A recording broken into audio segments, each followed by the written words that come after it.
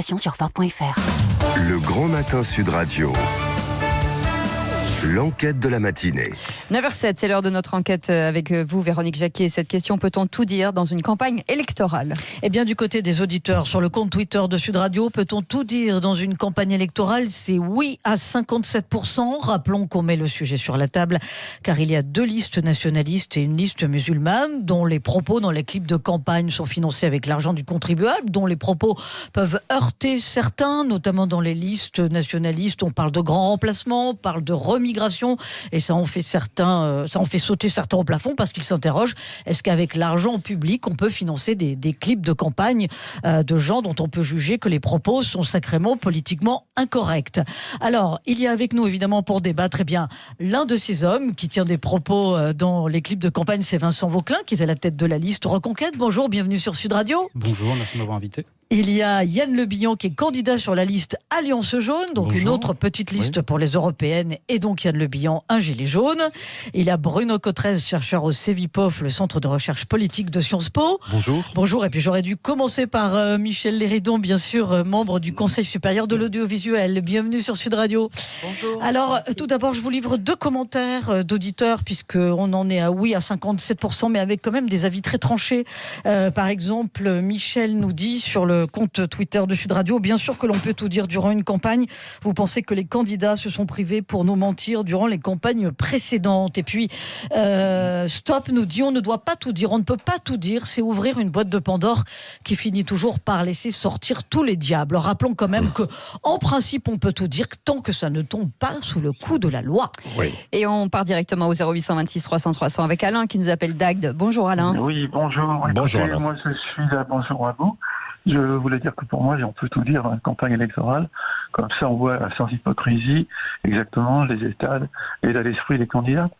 Par exemple, on a très bien vu, on va parler de Macron, on est très bien, depuis le départ, j'ai toujours considéré que cet homme était hyper ambitieux. Et, son ambition est effectivement de prendre les rênes de l'Europe parce que Merkel était affaiblie. Merkel se laisse pas faire, donc il se retourne maintenant sur le Front National, sur les partis politiques intérieurs. Donc on est très loin de la campagne européenne. Ouais. Donc on voit véritablement le visage des gens qui veulent le représenter. Oui. Moi je suis assez partisan Qu'on dise tout. Alors il y a quand même, restez avec nous Alain, et puis vous pouvez continuer de réagir au 0826 300 300. Michel Léridon, quand même, les clips de campagne qui ont été enregistrés, est-ce qu'ils ont été soumis à approbation Oui, donc, absolument. C'est une des missions du CSA, vous savez. C'est effectivement d'assurer le pluralisme et d'organiser les campagnes électorales audiovisuelles. Et donc, effectivement, d'abord, c'est nous qui déterminons les temps de ces clips, la durée de ces clips. Et on pourra y revenir parce qu'on applique la loi, en réalité. Donc, c'est nous qui le déterminons dans un cadre extrêmement précis. Oui, c'est ça. Comment vous avez fait pour déterminer ces temps, alors ? Ah oui, alors, je vais essayer d'aller vite. Oui. 3 fractions. 3 minutes pour toutes les listes, quelles qu'elles soient, messieurs en face de moi et toutes les autres. Une deuxième fraction en fonction du nombre de sièges, du nombre de soutiens exprimés par des parlementaires, soit des députés, soit des sénateurs, soit des députés européens. Je le dis tout de suite, ça fait tout de suite une deuxième fraction, par exemple, qui évidemment fait énormément gonfler le temps du parti au pouvoir. Bien sûr. C'est évident. Ça, c'était 2 heures à répartir en fonction de ces soutiens. C'était simplement arithmétique.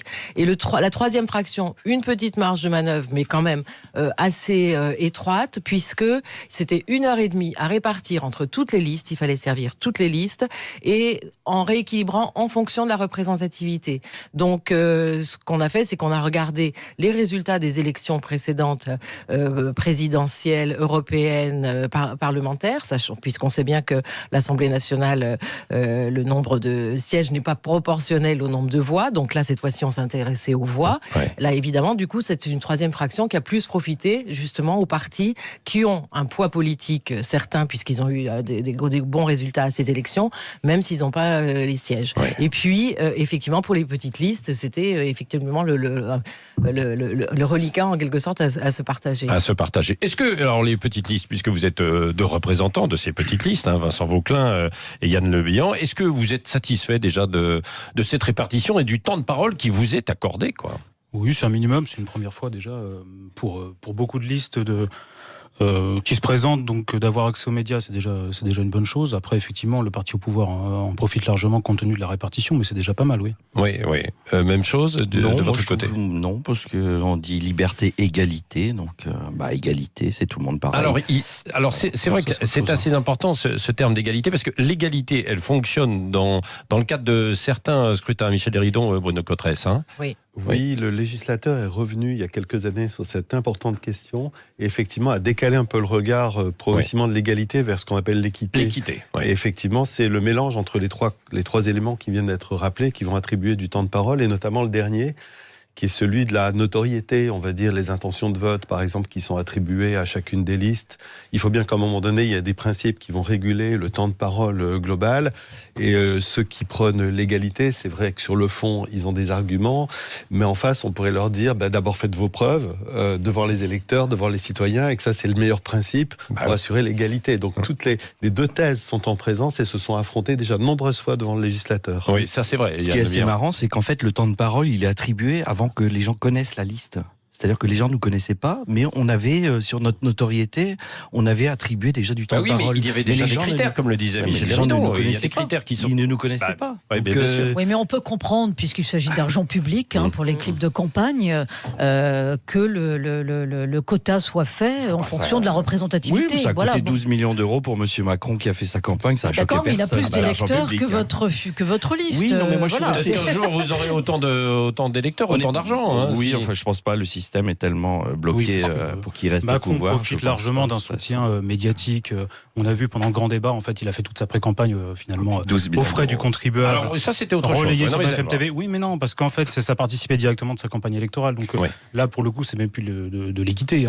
Oui, mais vous avez vu que ça lui réussit pas forcément. Oui, je voulais dire que cette troisième fraction, justement, on a cherché à rééquilibrer les choses, et ce dont je parlais, c'est effectivement le parti au pouvoir n'a pas profité de cette troisième fraction ou très peu, parce qu'effectivement, il avait déjà été, entre guillemets, bien servi dans la deuxième, de par le nombre de députés.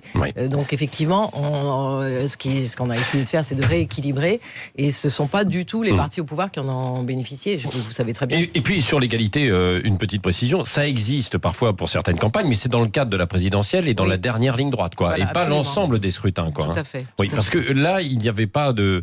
il y a 34 listes, il n'y avait quasiment rien pour bloquer, en fait, le nombre de listes, Michel Héridon. C'est-à-dire qu'il pouvait y avoir... Très honnêtement, déjà la liste, il faut la monter, il faut aller jusqu'au bout du processus.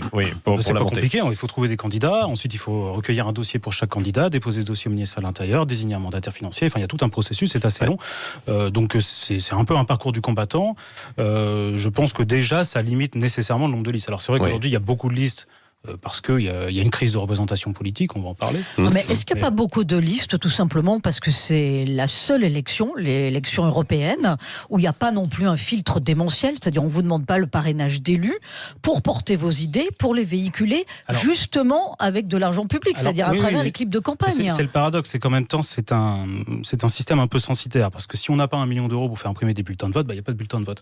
Vous allez en Italie, vous allez en Belgique, vous allez en Allemagne, c'est normal que ce soit l'État qui paye les bulletins de vote pour l'ensemble des listes, pas en France. Ce qui fait que, par exemple, la liste que je représente, la liste de la Reconquête, ce sont les électeurs qui doivent imprimer eux-mêmes leur bulletin de vote pour aller voter. Je trouve que c'est un peu un scandale démocratique quand même. Oui, du coup, il y a certaines listes qui proposent sur leur site, sur leur propre site, des bulletins de vote. Ce qui est notre cas. Oui, ce qui est votre cas. Absolument, oui, on n'a pas le choix. Et comme ça, vous réduisez vos frais, effectivement, de campagne. De toute façon, on n'a pas le choix, parce qu'à moins d'1 million d'euros, techniquement, on ne peut pas faire imprimer et livrer des bulletins de vote. Alors, où trouvez-vous l'argent, concrètement, votre liste de la Reconquête ? C'est simplement des dons, des adhésions de sympathisants, de militants. Il n'y a pas de financement public, évidemment. Il n'y a pas de ressources occultes, contrairement à certaines autres listes. Donc nous, voilà, on fait une campagne très low cost, mais on utilise évidemment beaucoup Internet. Et puis voilà, on essaie de se faire connaître comme ça, on n'a pas le choix. Et puis un peu de provocation aussi, parce qu'on sait très bien que c'est comme ça que ça marche aussi. C'est-à-dire la provocation dans les contenus, le buzz. Dans le buzz, oui, voilà. C'est-à-dire que, par exemple, évidemment, quand on parle de grands remplacements et de remigration dans son clip de campagne, ce que j'ai fait, il y a aussi une volonté polémique. clairement affirmé. Et ça, on l'assume, parce que sinon, on ne nous entend pas. Évidemment, avec 34 listes, comment voulez-vous vous faire entendre? Et comment voulez-vous imposer dans le débat public des thématiques qui sont fondamentales, qui en l'occurrence, le multiculturalisme? Oui, donc vous avez voulu poser cette question sur cette présence, enfin le multiculturalisme en France, en provoquant quoi. Et vous dites c'est comme ça. Mais on l'assume, oui, évidemment. Vous l'assumez. Et ça, est-ce que vous avez pu intervenir au CSA sur les contenus ou pas? Non. C'est-à-dire il y a une vérification. Il y a une validation. Une validation qui ne veut évidemment pas dire approbation de toutes les thèses et toutes les visions qui sont défendues. D'ailleurs, le spectre est suffisamment large pour effectivement que ça n'entre pas en ligne de compte. Donc, il y a une validation. On s'assure effectivement que ça respecte la loi. Donc, effectivement, les limites de la liberté d'expression, donc pas d'appel à la haine ou de choses comme ça. Mais dans la mesure où ça respecte la loi, on n'a pas à rentrer, on n'a pas à censurer, on n'a pas à rentrer. C'est vraiment justement l'espace qui est donné aux listes pour qu'elles puissent s'exprimer pendant ce minimum de 3 minutes qui leur est accordé. Pascal Confin, le numéro 2 de La République En Marche pour les Européennes, s'interroge quand même et se demande s'il ne faudrait pas censurer certains contenus. Vous validez non, mais je sais que ça vous fait sauter au plafond, mais vous Michel Léridon, vous dites on peut se poser la question ou non, il n'en est pas question? C'est vraiment un espace qui, par définition, est fait pour que les partis politiques et les formations s'expriment librement. Donc après, je ne sais pas qui aurait vocation, le CSA ou autre, à déterminer ce qui devrait passer ou pas. Il y a la loi qui existe, on sait bien qu'il y a des limites à la loi d'expression, on n'a pas le droit de dire absolument tout. Surtout en France. Comme je parlais d'appel à la haine, par exemple, voilà, et c'est heureux, nous, on l'a c'est subi interdit. avec M. Castaner, cet appel à la haine, les Gilets jaunes, tous les samedis, on l'a subi de M. Castaner. C'est pour ça qu'il y a des notions qui sont pas, en fait, qui sont définies par LREM, de haine et tout ce qu'on veut. Ce sont eux qui définissent leurs normes. Et ils les utilisent comme ils veulent. C'est-à-dire que dès qu'ils veulent faire taire les gens, en fait, ils mettent en avant leur... Vous voyez ce que je veux dire? Oui, mais Yann Le Bihan, en même temps, vous pouvez dire quasiment ce que vous voulez à travers votre clip de campagne, à partir du moment où il n'y a pas des propos... Oui, mais on est en démocratie ou en dictature? Non, mais justement. C'est pour ça. Pour certains, la démocratie, c'est pouvoir s'exprimer. Or, c'est pouvoir décider, c'est pas la même chose. Mais effectivement, il y a des normes. Les politiques, depuis quelques années, en fait, ils ont défini leurs propres normes sans rien demander à personne. Et puis, Monsieur Castaner, comme je vous ai dit tout à l'heure, prendre l'exemple, lui, il peut se permettre d'insulter les gens, les traités de factieux, tout ce qu'on veut. Moi, il m'insulte toutes les semaines parce que je suis rien de tout ce qu'il a dit. Quand on me traite d'extrémiste, d'ultra, de tout ce qu'on veut, voilà. Donc, l'appel à la haine, ça veut plus rien dire. Ce sont des termes bateaux, que j'appelle ça, dans notre société, où LREM veulent rentrer dans un eugénisme idéologique. Je sais que le terme, il semble fort, mais c'est ça, c'est-à-dire qu'on doit tous penser la même chose. La seule parole qui est la vraie, c'est celle de Monsieur Macron.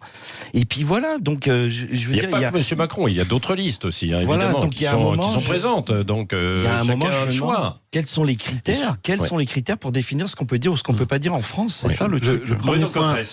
D'abord, je voudrais un peu nuancer ou préciser ce qui vient d'être dit. Quand vous dites le politique fait sa loi, c'est le législateur. Le législateur, c'est nous. Les citoyens à travers notre droit de vote. Le législateur, en fait, c'est nous.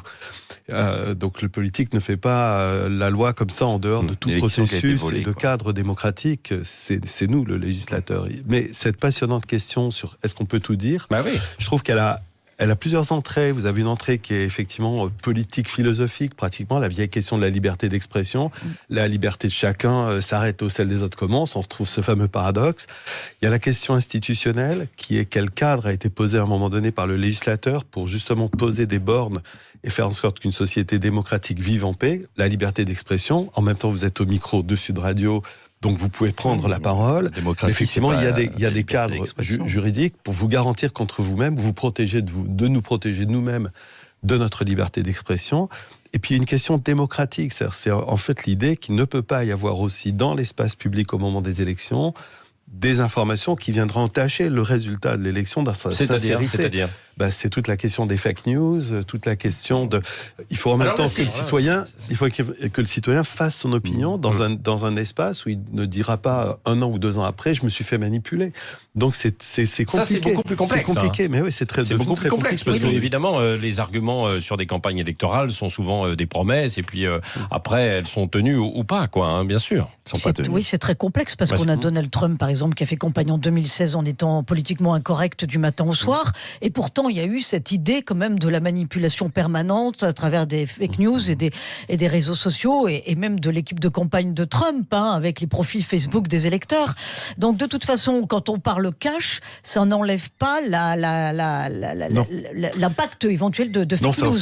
Donc ça, il y a une nouvelle problématique aussi dans une campagne électorale. Ça souligne la nécessité de voir des nouvelles institutions, des institutions qui existent en charge du bon déroulement démocratique, avoir sans doute davantage de fait n'aurait pas un rôle de censure. Est-ce qu'on n'irait pas vers ça? Quand Emmanuel Macron pense d'ailleurs à une institution de ce type pour contrôler les médias, et même une instance pour être un peu à la tête des médias qui a été décriée par tous les patrons de presse. Je pense qu'il y a plutôt... Il y aura à un moment donné des questions institutionnelles, mais une question de culture démocratique aussi dans le pays, d'éducation civique citoyenne tout au long de la vie, parce que encore une fois, c'est l'idée toujours la même des institutions de nous protéger contre nous-mêmes. Si on laisse aller les tendances et les pulsions de chacun, on va s'insulter, on va finir devant les tribunaux. Donc c'est pas le but du jeu dans un moment démocratique. Donc il y a sans aucun doute aussi une question de... Le but aussi, c'est de mettre toutes les idées sur la table, si je puis dire. Et là, en l'occurrence, Vincent Vauquelin, c'est ce que vous pouvez faire pendant cette campagne électorale, quoi. Oui, pendant un laps de temps soit d'accord ou pas d'accord avec vous, bien sûr. Oui, bien sûr, mais pendant un laps de temps très court. Et je voudrais rebondir sur ce que vous disiez. Effectivement, il faut des garde-fous, évidemment. Il ne s'agit pas de faire... de la diffamation, de l'injure publique, etc. Mais il y a déjà une forme dans notre pays, une forme de politiquement correct qui asphyxie et qui aseptise le débat. Et je pense même ça appauvrit le débat public, en fait. Et ce qui fait que quand il y a des campagnes électorales, la plupart des partis politiques en fait se contentent de sortir des slogans stéréotypés, fabriqués par des agences de com. Et puis du coup, les gens votent comme si on choisissait une lessive. Et puis après, quand ils sont au pouvoir, on se rend compte que c'était pas du tout ce qu'on voulait. Qu'est-ce que ça donne? Ça donne une crise de représentation politique et des gilets jaunes, dont j'étais aussi comme monsieur.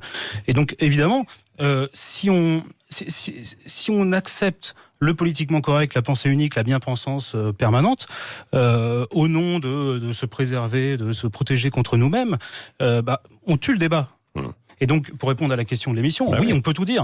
Du moment que, évidemment, encore une fois, on reste dans les clous de la légalité, je pense qu'on peut tout dire et on doit tout dire. Et si on ne le dit pas pendant une campagne électorale, je ne sais pas quand on le dit. Oui, ça c'est pas faux, en fait. C'est un véritable argument, Michel Léry. Donc vous êtes sensible en fait à ça, non? De toute façon, moi je suis favorable bien sûr à la liberté d'expression dans les clips et hors des clips. De toute façon, ça, par définition, sur le politiquement correct, moi c'est vrai que j'entends beaucoup de personnes dire qu'ils ne peuvent plus rien dire, mais en fait ils se répandent pas mal. Je parle pas de vous, monsieur, mais ils se répandent pas mal dans les médias. Ils sont quand même invités régulièrement dans certaines émissions pour dire qu'ils n'ont pas le droit de dire ce qu'ils disent, et finalement ils arrivent à s'exprimer. Donc je pense qu'il y a un petit snobisme à dire je suis contre je me prends pas à ce que vous dites vous personnellement, mais parfois je peux avoir un soupçon d'irritation par rapport à cette histoire de politiquement correct. Je pense que les gens peuvent dire ce qu'ils veulent et aiment bien se victimiser en disant qu'ils ne peuvent pas dire ce qui n'est pas correct, et en réalité ils le disent. Excusez-moi, mais il est quand même factuel qu'il y a quand même une ligne officielle du régime, on va dire,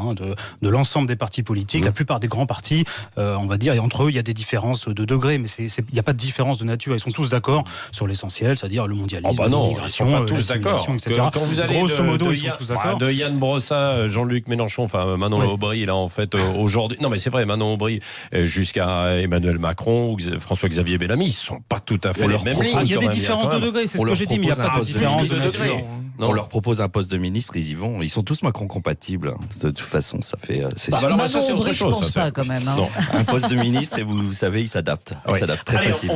On va continuer dans un instant le débat encore pendant 10 minutes sur Sud Radio. Vous pouvez continuer de réagir sur les réseaux sociaux, mais également en nous appelant 0826 300 300 comme Alain à l'instant. Oui, et continuez bien sûr de commenter cette enquête. 9h25, c'est le Grand Matin Sud Radio. Station de 14 jours. Le Grand Matin Sud Radio. L'enquête de la matinée. Il est 9h29, merci d'être avec nous, c'est le Grand Matin Sud Radio. Ce matin, on parle bien sûr des élections européennes, à une semaine du vote final. On parle de temps de parole, on parle aussi de liberté d'expression avec cette question. Peut-on tout dire dans une campagne électorale, Véronique Jacquier? Et du côté des votes des auditeurs de Sud Radio sur le compte Twitter de Sud Radio, c'est toujours oui à 57%. Je vous lis les derniers commentaires. Eric nous dit oui, il faut tout dire, car comment faire monter monter et entendre des idées différentes et comment s'opposer à ces mêmes idées si elles ne sont pas exprimées. Et puis Ludorian ajoute, ce qui est sûr, c'est que ce n'est pas aux médias de décider ce qui doit être dit ou pas. Alors je vous rappelle qu'en 2009, Dieudonné avait pu présenter une liste antisioniste en Ile-de-France lors des européennes de 2009. Et en fait, il faut savoir que l'administration ne peut agir que s'il y a risque de trouble à l'ordre public. En revanche, évidemment, la justice peut quand même être saisie. On ne peut pas tout dire dans une campagne électorale. La provocation, la haine raciale, par exemple, est punissable, même en campagne. Donc, évidemment, c'est logique. Vous nous appelez 0826 300 300 et vous continuez de commenter, bien sûr, sur Sud Radio. Et on lira vos messages à l'antenne. Oui, alors, Vincent Vauclin, tête de liste Reconquête, Yann Le Bihan, candidat sur la liste Alliance Jaune, Bruno Cotresse du CEVIPOF, et puis Michel Léridon au Conseil supérieur de l'audiovisuel. Il reste encore une semaine pour ces temps de parole. Il n'y a pas eu de recours là jusqu'à présent. Ça se passe en fait plutôt bien. Les temps de parole sont respectés. Il faut distinguer les temps de parole dans le débat et la question des clips. Des clips sur les chaînes publiques. Sur les clips, Radio France et France Télévisions Insoumise a déposé un recours, estimant qu'effectivement elle n'avait pas suffisamment bénéficié de suffisamment de temps. Donc ça sera examiné aujourd'hui au Conseil d'État. Voilà. Et sinon, pour le reste, non. On a des lettres et des c'est un petit peu courant de personnalités politiques effectivement estiment qu'elles n'ont pas qu'on n'est pas suffisamment bien traité, etc. Mais voilà, ça s'arrête là pour l'instant. Et de toute façon, nous on est très vigilants, comme je vous le disais pendant la pause. On regarde toutes les semaines tous les temps de parole sur toutes les radios, toutes les télévisions, et pas seulement celles de. Oui, non, mais ça c'est important pour les auditeurs ne savent pas forcément comment ça fonctionne, mais chaque semaine, chaque média doit rendre compte, chaque média audiovisuel. La presse écrite n'est pas soumise à ça, ni les sites internet. Bien sûr. Dans les sites internet, non, puisque par définition, c'est un espace d'échange entre des personnes, etc. Donc là, pour le coup, effectivement, il n'y a pas d'instance de régulation. La presse écrite, le pluralisme est externe, c'est-à-dire que vous pouvez avoir un journal de droite, un journal de gauche, et c'est ainsi que le pluralisme s'exprime. Pour l'audiovisuel, le principe, c'est que vous bénéficiez d'une fréquence et donc en échange, vous avez certaines obligations, parmi lesquelles le pluralisme, et donc effectivement donner la parole à tout le monde. Oui, Vincent Vauclin, d'ailleurs, est-ce que, puisque c'est Internet qui permet aujourd'hui aussi d'impacter en fait énormément à côté des médias traditionnels que nous sommes, les radios, les télés, Oui, absolument. Nous, on utilise évidemment tout ce qui va être réseaux sociaux, évidemment, sites internet, etc. Après, là encore, la liberté est très relative. Je vous donne un exemple très simple. Sur Facebook, j'ai été bloqué une trentaine de fois. Pour des motifs toujours un peu curieux. Des propos non, vous savez, moi je connais un peu le droit, donc je suis toujours un peu vigilant. Voilà. Et puis il y a des méthodes qui sont plus subtiles maintenant, qui sont mises en œuvre, en particulier contre nous. C'est ce qu'on appelle le shadow ban, c'est-à-dire que Facebook se débrouille pour réduire notre audience à 10% de son potentiel. Contre ça, manifestement, il n'y a pas grand-chose, il n'y a pas beaucoup de recours, il n'y a pas beaucoup de preuves en plus pour l'établir. En fait, simplement, on peut comparer. Simplement, pour une page comme celle de la dissidence française, par exemple, la nôtre, on a 47 000 likes, le compteur est bloqué depuis 2 ans, c'est quand même presque 2 ans, c'est quand même un petit peu curieux. Ça vient de quoi, ça? Des algorithmes? Ça vient de Facebook, tout simplement, c'est une entreprise privée qui a fait le choix, en conscience, de limiter l'audience d'un parti politique qui participe à la vie démocratique régulière et qui, de fait, favorise, du coup, d'autres partis politiques, puisqu'ils n'appliquent pas les mêmes critères. Et je trouve que c'est un scandale. On va voir d'ailleurs si on peut faire quelque chose d'un point de vue juridique pour y remédier, parce que je trouve ça un petit peu curieux. Pour le reste, évidemment, on utilise tout ce qui est YouTube, site internet, etc. pour se faire connaître. Encore une fois, c'est assez difficile, mais voilà, on fait Vous diriez qu'il y a quand même un impact de la campagne, de cette campagne électorale pour vous, parce que vous avez quand même du coup une médiatisation qui n'existait pas auparavant. Oui, bien sûr. Vous pouvez le quantifier, cet impact ? Oui, grosso modo, sur le site internet de la dissidence française, nos vues ont été multipliées par 10 depuis le début. Évidemment, beaucoup de soutien qui nous arrive d'un peu partout, c'est très bien. Après, si on regarde simplement ce que disent les médias de nous, les revues de presse, etc., c'est toujours pareil, c'est l'extrême droite, les racistes, les nazis, les antisémites, les fascistes, etc. J'en passe, c'est des meilleurs. On croirait que je torture des petits chats le matin. Enfin, à un moment donné, c'est juste ahurissant, alors que nous, simplement, on essaie d'inviter des thématiques dans le débat public qui ne se font jamais entendre. Donc, on profite de ces élections pour ça, parce qu'on sait très bien que notre score va être relativement faible, on se ment pas. Et donc, pour répondre on fait tout ça pour répondre à une crise de représentation politique, et je pense aussi que c'est la démarche de monsieur qui est à côté de moi, et au final on se fait insulter de tous les noms par les médias, qui sont encore une fois des journalistes normalement, qui sont tenus à une certaine déontologie, une certaine impartialité. En tout cas, il y a des éditorialistes qui peuvent commenter. Bien sûr, les éditorialistes c'est autre chose, bien sûr, évidemment. Mais même s'ils sont très critiqués, justement. Pendant la crise des Gilets jaunes, Yann Le Bihan, vous êtes candidat sur la liste Alliance Jaune, beaucoup de Gilets jaunes s'en sont pris aux éditorialistes, quoi. Oui, parce qu'en fait, ce sont des sous-marins LREM, c'est très clair. Moi, je me suis pas retrouvé... Pas tous. La plupart, il suffit de suivre leurs propos. Après, effectivement, on va vous dire, oui, on vous a donné un temps de parole, on est bien d'accord, mais après, il faut voir sous quel angle.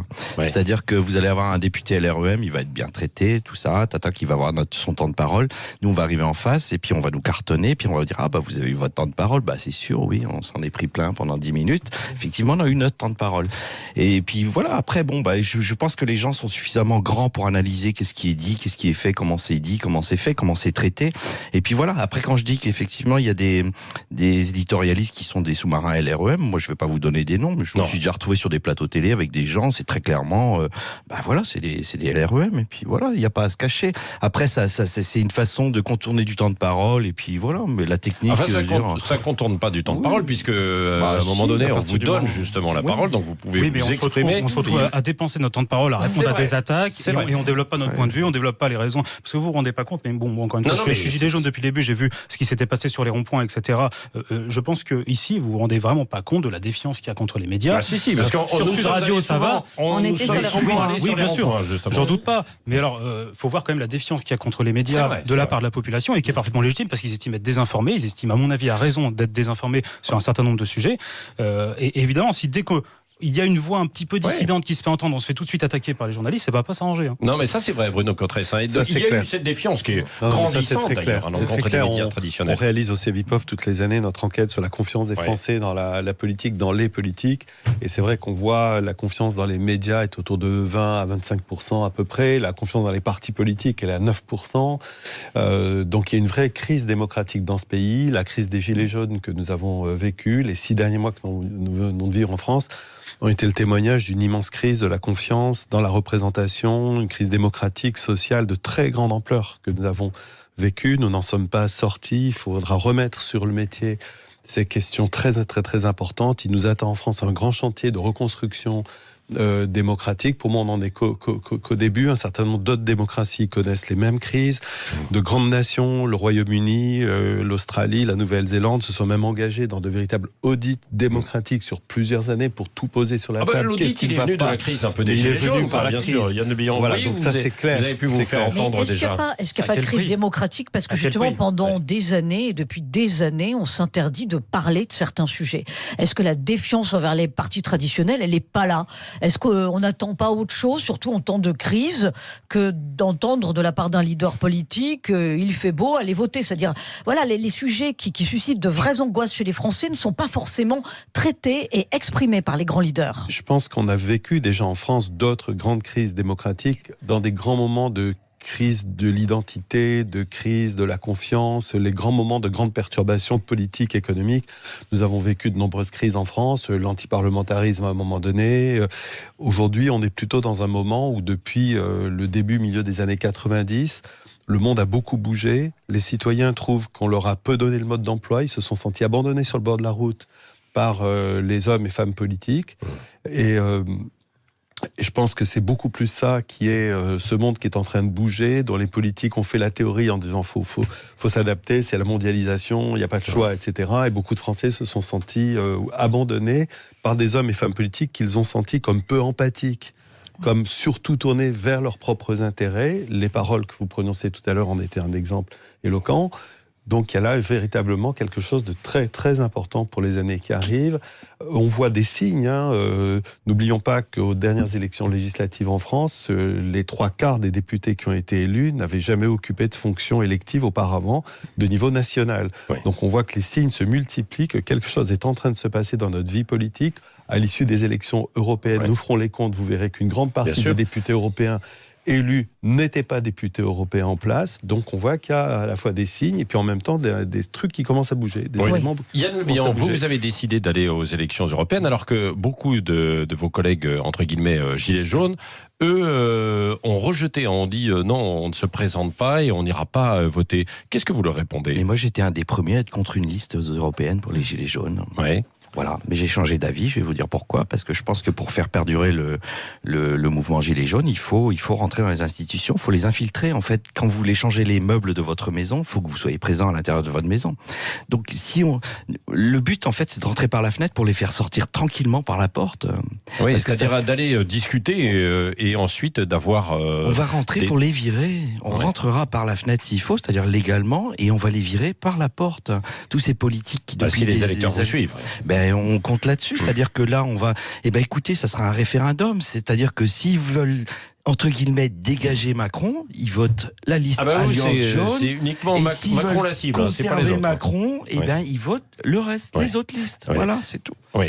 Et Vincent Vauquelin, vous aussi, vous avez... parce que vous étiez gilet jaune, me semble-t-il. Oui, absolument. Oui. Et donc, qu'est-ce que vous répondez à ces gilets jaunes qui disent non, il ne faut pas aller voter et non, il ne fallait pas se présenter à ces élections européennes. Il y en a encore beaucoup puisqu'ils interviennent. Oui, bien sûr, mais je comprends très bien. D'ailleurs, pour moi, ça va être la première fois que je vais voter aux élections européennes, puisque d'habitude, je m'abstiens. J'estime que l'Union européenne n'est pas légitime, en particulier depuis que le référendum de 2005 a été bafoué, ce qui était encore une fois un scandale et passé sous silence. Là, pour le coup, on présente une liste. Pourquoi ? Parce que c'est un scrutin proportionnel. Donc, en théorie, c'est beaucoup plus accessible. Et puis, deuxièmement, parce que la mobilisation des Gilets jaunes qui s'est multipliée samedi après samedi, il y a eu un changement, c'est qu'en fait, elle a quitté les ronds-points, elle s'est déplacée dans les grandes villes. Il y a eu un glissement sociologique de la contestation. Il y a eu une récupération par l'extrême gauche, et je pense que maintenant, grosso modo, c'est plié. C'est dommage parce que c'était quelque chose de formidable et d'exaltant.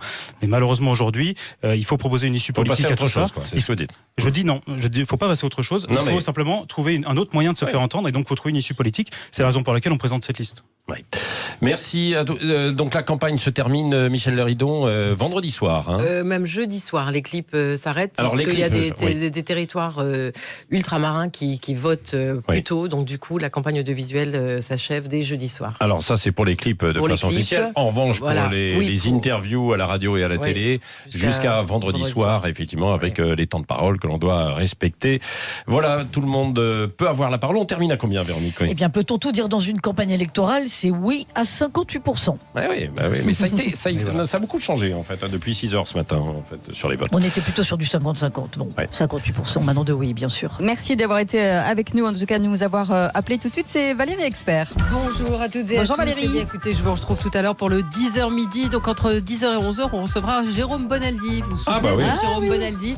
Il vient nous parler il revient absolument dans une... vous savez, la télévision, c'est un perpétuel pourtant il avait dit... Je vous rappelle qu'il avait dit ici à cette table, je ne ferai plus jamais de télé. Oui, c'est vrai. Comme quoi. Mais là, c'est une émission qui lui va comme un gant. Mon invention vaut de l'or sur M6 tous les soirs. Donc M6 qui s'est associé au concours Lépine. Donc il s'agit de trouver en fait l'invention qui va révolutionner notre quotidien dans tous les domaines. Enfin, il va nous raconter, il va nous parler de cette émission, puis on va lui demander effectivement pourquoi il a décidé de revenir faire de la télévision. Et puis on va faire un petit débrief de l'Eurovision quand même. Vendredi, on a eu énormément de réactions sur le site Sud Radio, sur le site Facebook de Sud Radio. On avait beaucoup d'espoir. Vous étiez déçu, vous ? Oui, un petit peu, parce que j'ai trouvé que Bilal, il était quand même pas mal. Il a fait une belle prestation, mais bon, voilà, on en reparlera tout à l'heure avec Sébastien Barquier, qui est journaliste à Télé Loisirs et qui est le grand spécialiste de l'Eurovision. Et puis entre 11h et midi, on parlera de Vincent Lambert. Vous avez peut-être vu que l'arrêt des soins a commencé. Donc c'est vrai que ça pose la question de l'euthanasie. Beau sujet du jour. Et puis on parlera de ce rappeur dont j'ai même pas envie de prononcer le nom, qui insulte la France et qui, alors moi encore plus que les paroles, c'est cette image dans le clip où il étrangle une femme. Image choquante. Aucune réaction de la secrétaire d'État d'ailleurs. Absolument, où est Marlène Schiappa ? Visiblement, elle n'est pas là. Et puis les populistes peuvent-ils gagner en Europe dimanche prochain ? Ce sera un de nos sujets entre 11h et midi. Eh bien, dites-moi. Il y a du monde. Merci beaucoup Valérie, on vous retrouve à 10h exactement. Restez avec nous dans un instant, nous serons avec Guirec et Monique. La poule Monique et Guirec. C'est incroyable. Qui est un voyageur inexpérimenté. Pendant 5 ans, il a fait le tour du monde en solitaire. Avec une poule. Une vraie poule. Restez avec nous, il est 9h44.